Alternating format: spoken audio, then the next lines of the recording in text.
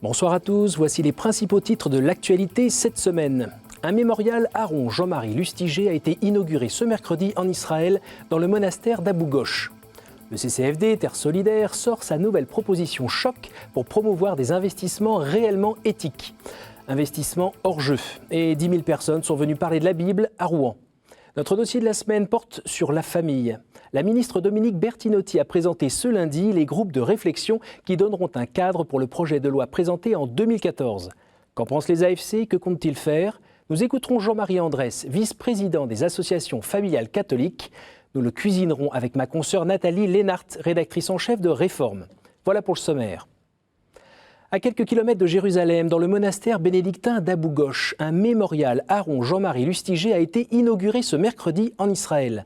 Un mémorial voulu par Richard Prasquier, le président honoraire du Conseil représentatif des institutions juives de France, le CRIF, qui a tenu à honorer le cardinal qui, je cite, « par sa place unique, contribua au rapprochement entre juifs et catholiques ». Autour des personnalités religieuses de Terre Sainte, une délégation de 150 personnes est venue de France, avec le cardinal 23 et le cardinal Ricard. Notre journaliste Antonin Lebas était à l'inauguration de ce mémorial catholique en terre juive au milieu du peuple arabe, comme l'a précisé le cardinal archevêque de Paris. C'est dans le haut du jardin du monastère d'Abou Ghosh qu'a été inauguré ce mémorial Aaron Jean-Marie Lustiger.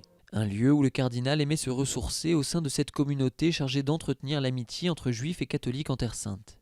Je voudrais souligner combien il nourrissait une compréhension biblique spirituelle vivante de ses relations avec le peuple juif et comment, fidèle à la tradition catholique, assumée dans une forte implication théologique, il sut établir avec les Juifs des relations d'une audace que l'on pourrait dire évangélique. Une audace qui a rappelé à l'Église son enracinement juif, a aussi souligné le cardinal 23. Jean-Marie Lustiger a su gagner la confiance côté juif et devenir une tête de pont dans le dialogue avec l'orthodoxie juive, en Europe mais également aux États-Unis. Ce juif, converti au catholicisme, devenu archevêque de Paris puis cardinal, a occupé une place unique ces 30 dernières années. C'est ce qu'a voulu rappeler Richard Prasquier, l'ancien président du CRIF, à l'initiative du mémorial. Nous avons chacun d'entre nous une méditation intérieure à suivre.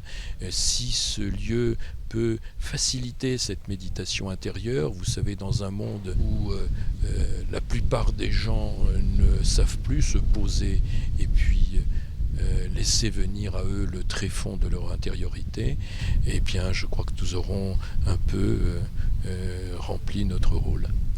Ouvert aux visiteurs de l'abbaye, ce mémorial original qui serpente au milieu des oliviers est un lieu de paix. Il permet aussi de méditer les paroles fortes du cardinal Lustiger en français, en hébreu et en arabe. La basilique Saint-Augustin se détache à nouveau sur la côte algérienne. Les habitués l'appellent l'Alabouna, la bonne mère. Elle vient d'être réouverte au public après 3 ans de travaux grâce à des dons majoritairement européens, dont ceux personnels du pape émérite. Elle est visible à Annaba, l'antique Hippone, dont Saint-Augustin fut l'évêque il y a 16 siècles. Son successeur actuel, Monseigneur Paul Desfarges, évêque de Constantine et Hippone depuis 2008, salue à cette occasion Augustin, à la fois père et docteur de l'Église. Un facteur d'unité, précise Monseigneur Desfarges, sur cette terre aujourd'hui à majorité musulmane. Nous l'avons joint par téléphone. La célébration était un bel exemple, un beau témoignage de rencontres de chrétiens et de musulmans qui, autour du personnage d'Augustin, se retrouvent dans une même ferveur. Il y avait à la célébration une quinzaine d'ambassadeurs, donc le nord, le sud, se retrouvent sur cette colline d'Hippone. Et la pensée d'Augustin, parce qu'il est philosophe, parce qu'il a une dimension de pensée universelle, parce qu'il y a beaucoup de sagesse, mais au niveau même de sa spiritualité profonde, inspire beaucoup de musulmans, bien sûr de chrétiens. Et à travers cette basilique et Saint-Augustin, c'est tout le passé chrétien de l'Afrique du Nord qui est aussi rendu à la mémoire des Algériens. En bref, sur le scandale financier du diocèse du Limbourg en Allemagne, Monseigneur Franz-Peter Thebard van Elst a rencontré le pape en début de semaine. Par la suite, il a été dispensé, selon l'expression, de rester dans les limites de son diocèse. Un nouveau vicaire général vient d'être chargé d'administrer le diocèse en attendant les résultats de l'enquête sur les coûts faramineux des travaux sur les bâtiments diocésains. À Bruxelles, un sommet européen sur l'économie numérique se tient aujourd'hui et demain. C'est l'occasion d'évoquer les suites du naufrage de Lampedusa. La coordination française pour le droit d'asile a fait parvenir une lettre ouverte au président Hollande à ce sujet pour qu'il défende au nom de la France l'idée d'un accueil solidaire. Laurent Giovannoni est membre de Caritas France, association qui a co-signé cette lettre ouverte. Le président Hollande a souhaité que le sujet de l'accueil des réfugiés soit mis à l'ordre du jour, notamment après le drame de Lampedusa. Nous avons estimé nécessaire de demander au président Hollande de porter au niveau européen plusieurs exigences en termes de la mise en œuvre d'une véritable politique de solidarité européenne à l'égard des réfugiés, pour que ces réfugiés aujourd'hui puissent être accueillis en Europe, alors que l'Europe aujourd'hui a plutôt tendance à s'en protéger.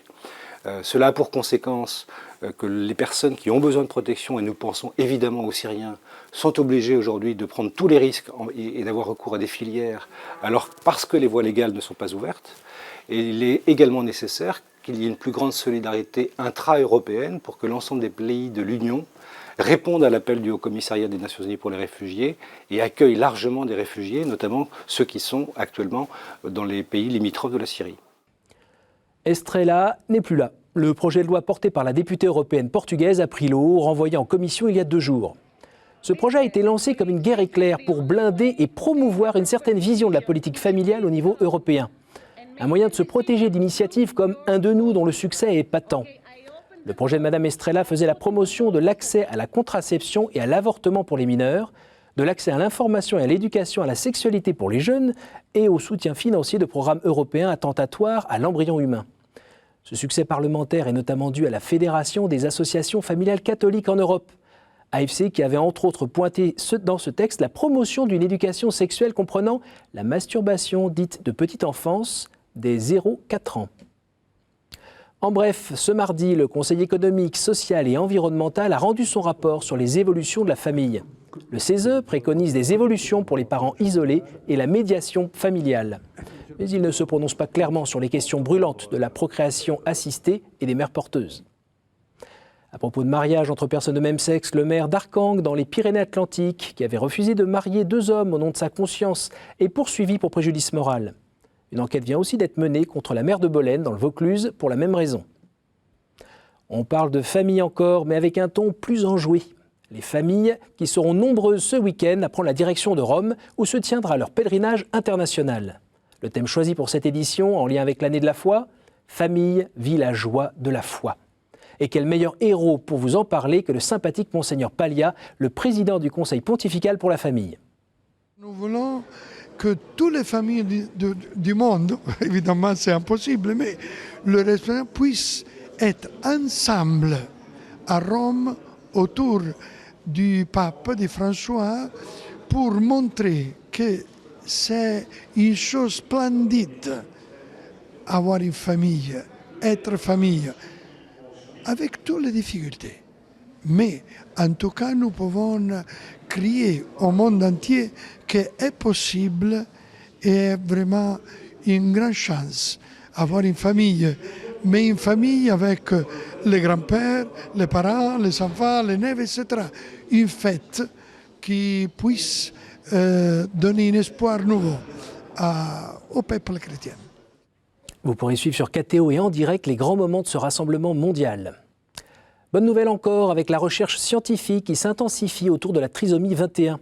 Et cela porte des fruits. Désormais, c'est moins sur le chromosome que l'on cherche à agir, mais sur les conséquences de sa présence, la surproduction de protéines qui influe sur le comportement mental de la personne. Le professeur Yann Hérault, dernier lauréat du prix Sisley Jérôme Lejeune, travaille sur cet aspect.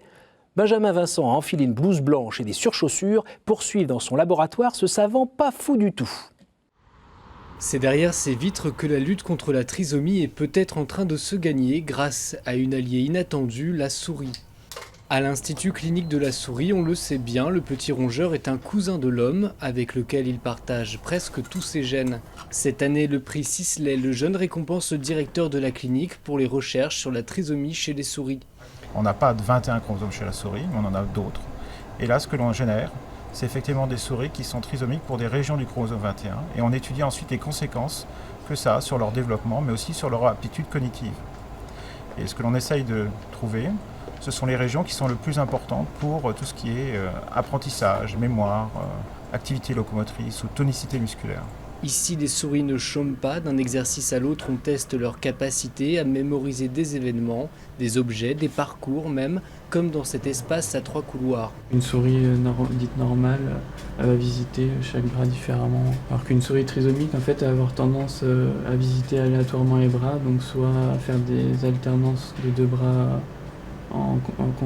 consécutivement, ou sinon faire des allers-retours dans les mêmes bras. On espère bientôt pouvoir inhiber les gènes responsables des difficultés cognitives ou motrices des patients trisomiques, y compris humains, mais la route est longue. On aimerait que le délai soit court, mais il faut être raisonnable. Ça prendra encore quelques années, voire une bonne dizaine d'années, pour arriver à un médicament qui soit sur le marché et accessible à tous les patients. On est encore aux prémices de ces recherches sur la trisomie qui permettront en attendant de s'intéresser à d'autres maladies affectant les souris et les hommes. Sans transition, le CCFD met à nouveau les pieds dans le plat de la finance internationale. Après le succès de son alerte sur les paradis fiscaux en avril dernier, elle remet le couvert avec son dossier intitulé « Investissement hors jeu ». Je vous invite à écouter cet appel au respect des règles en matière d'investissements internationaux dans les pays du Sud. En gros, oui à des investissements, mais pas s'ils violent les droits humains et sont contraires au développement. Notre mission, c'est de défendre les populations locales pour qu'elles puissent se développer. Or, aujourd'hui, ces populations sont confrontées à une explosion des investissements étrangers qui viennent accaparer leurs ressources sans qu'il n'y ait la moindre consultation de ces populations et sans que leurs droits soient respectés. Nous nous adressons à l'État français et nous lui demandons, lorsqu'il soutient ces investissements d'entreprises privées, au nom du développement ou pas, qu'il fasse respecter des règles qui sont la consultation des populations, les études d'impact, la contribution fiscale de ces entreprises aux pays concernés et les voies de recours pour les populations impactées pour qu'elles puissent se retourner contre quelqu'un lorsqu'elles sont impactées négativement. Un exemple, des populations qui voient arriver des investissements d'ampleur sur des centaines de milliers d'hectares pour des cultures d'exportation, leur sécurité alimentaire en est affectée. Donc notre mission, c'est vraiment de défendre ces populations. Alors on change complètement de sujet. Les initiatives missionnaires des diocèses de France sont nombreuses et parfois inattendues. Prenez celle-ci qui a eu lieu à Cambrai. Vous ne le voyez pas, mais c'est un prêtre qui est aux platines. Pas de Lady Gaga, Daft Punk ou Rihanna comme Galette, mais du son venu de la pop louange. Vous le voyez, même sans alcool, on peut se trémousser sous les spots en pleine Christothèque, contraction de Christ et discothèque. La première organisée dans le Nord-Pas-de-Calais. Une autre manière de sortir des églises, de dépasser les parvis et sans doute d'aller aux périphéries, dirait le Saint-Père. Alors le rythme était plus posé à Lourdes le week-end dernier également, lors du premier rassemblement des fidèles laïcs proches des communautés religieuses. 400 religieux et près de 800 laïcs se sont retrouvés pour parler des rapports entre ces différentes congrégations et les laïcs qui leur sont de plus en plus étroitement associés. Pour mieux comprendre cette réalité, voici le reportage coloré d'Anne-Claire Huet. C'est un rassemblement avec des écharpes pleines de couleurs, jaune pour les religieux, orange pour les laïcs, comme pour montrer l'enrichissement mutuel qu'ils s'apportent. Pour moi, c'est vraiment important que non seulement les laïcs puissent puiser aux ressources d'une spiritualité, mais qu'aussi les religieux puissent actualiser leur charisme avec la question que les laïcs apportent. Question sur la famille, question sur le monde de l'entreprise, question sur la société. Car oui, pour expliquer cette implication plus grande des laïcs, on peut évoquer le vieillissement des religieux, la crise des vocations. Pourtant, ce phénomène va au-delà. Dans le contexte de l'après-concile de Vatican II, il y a un renouveau, c'est-à-dire qu'on redécouvre ce que cette collaboration peut mettre en œuvre dans le contexte d'une mission ecclésiale en commun pour l'annonce de l'Évangile. Mais une question reste en suspens. Est-ce que vont naître des vocations de jeunes qui vont reprendre? Parce que nous, on est à peu près de la même génération que les sœurs, ou pas tout à fait, mais presque. Mais est-ce que derrière nous, il y aura encore des jeunes qui vont avoir le même souci que nous, de dire on va faire perdurer ces œuvres, bien que nous ne soyons pas des sœurs ou des moines ou des religieux?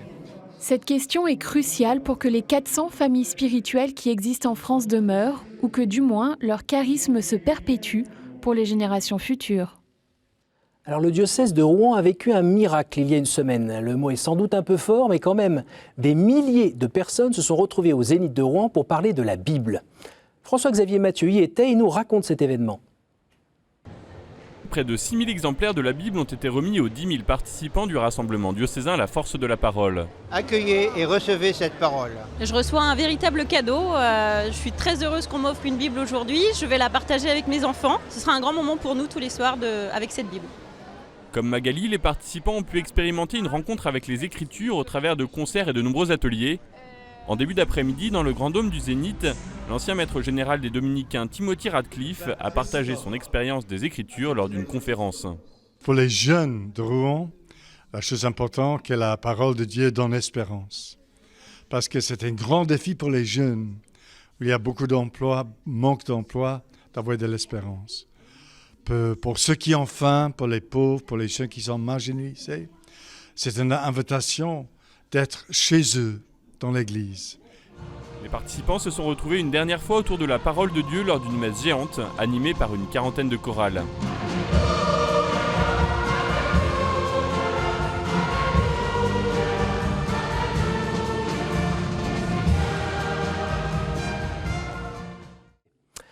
Avant de retrouver nos invités pour parler politique familiale, jetons un bref coup d'œil sur vos hebdomadaires chrétiens.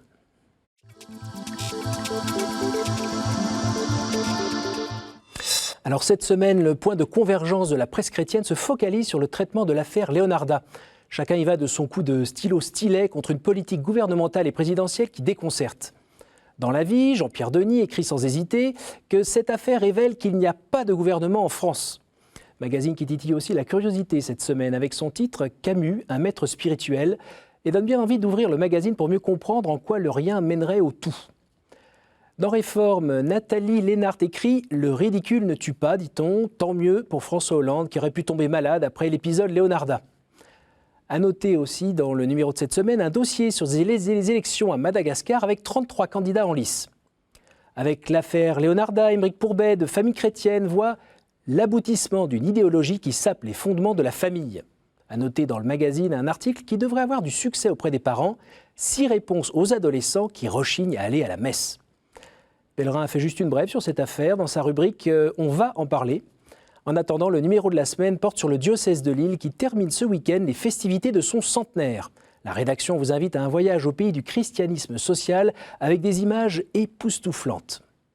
Il est temps d'écouter la rubrique de Monseigneur Di Falco qui appelle à un traitement équitable des différentes religions en France par les pouvoirs publics.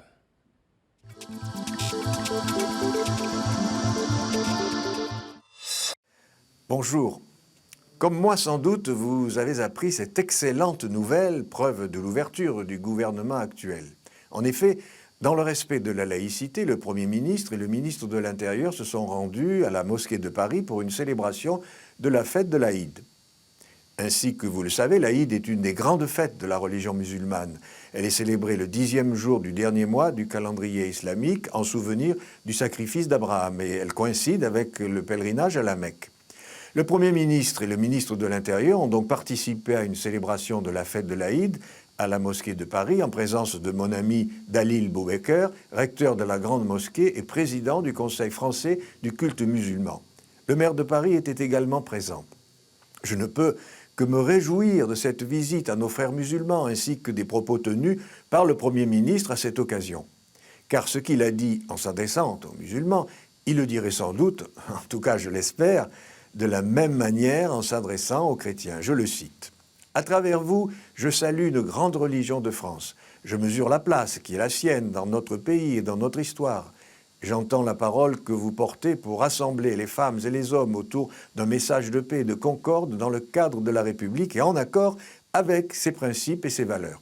Je vous le redis avec force, toute atteinte au libre exercice du culte est intolérable et toutes les croyances religieuses doivent pouvoir s'exprimer dans notre pays dans le respect des lois de la République, de la laïcité et des convictions de chacun. » Fin de citation.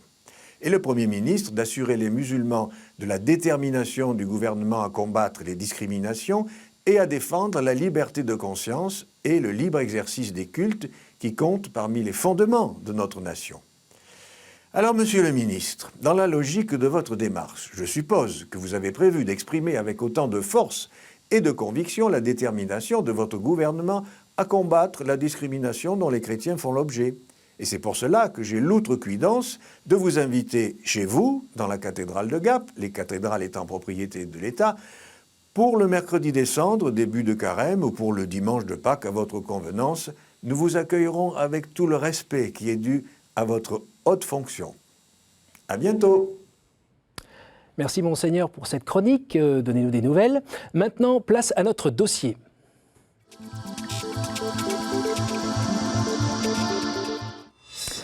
Alors pour parler de la prochaine loi famille, je suis heureux d'accueillir Jean-Marie Andrès, vice-président des AFC, Association Familiale Catholique. Bonsoir. Bonsoar.